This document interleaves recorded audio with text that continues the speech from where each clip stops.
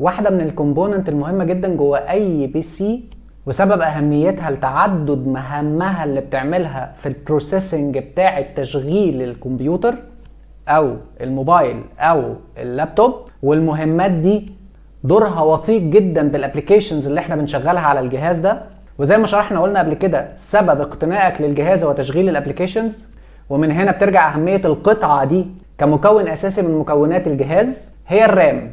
الرام واحدة من اهم المكونات اللي بتكون اي ديفايس اند يوزر. الرام او الراندوم اكسس ميموري هي واحدة من اهم القطع اللي بتبقى موجودة جوه اي ديفايس اند يوزر ديفايس. ليه بقى؟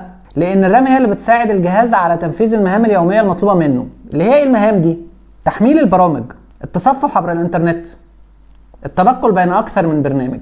ومن المسمى بتاع الرام اللي هي الراندوم اكسس ميموري نقدر نقول ان الرام دي الذاكره العشوائيه بتاعه الجهاز. يعني ايه ذاكره عشوائيه؟ يعني انت لما تيجي تشغل برنامج وتبدا تتنقل من البرنامج ده لبرنامج تاني، لازم ترجع للبرنامج الاولاني تلاقيه على نفس الوضعيه المتروكه عليه.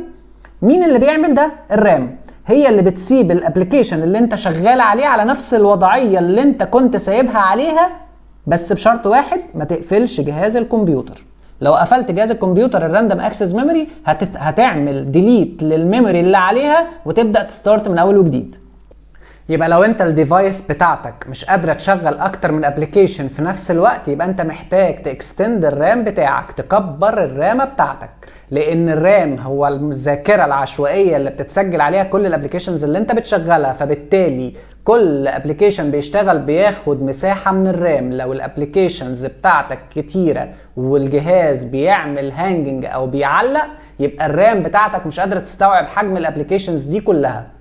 من اشهر انواع الرامز اللي موجوده في الماركت هي الرام كينجستون او كروشال. والرامات عباره عن اصدارات. تطور الرام بتطور الاصدار. الاساس في الرام هي فكره دي دي ار، دبل داتا ريت. ابتدينا من اول دي دي ار سنه 1998، مرورا بدي دي ار 2 2003، دي دي ار 3 2007، دي دي ار 4 2014، دي دي ار 5 2020.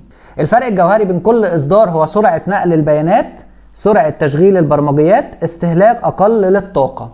لما تيجي بقى عايز تكستند الرام بتاعك، لازم تتاكد من حاجه: هل المذر بورد بتاعتك هتستوعب الرام اللي انت هتجيبها؟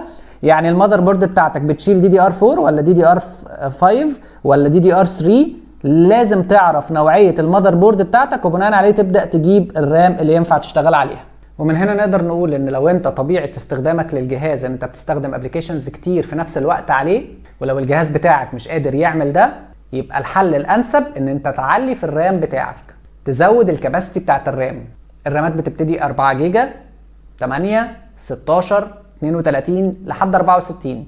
ولازم تخلي بالك من حاجه وانت بتكستند، زي ما قلنا: هل المذر بورد بتاعتك هتستوعب الاكستنشن ده؟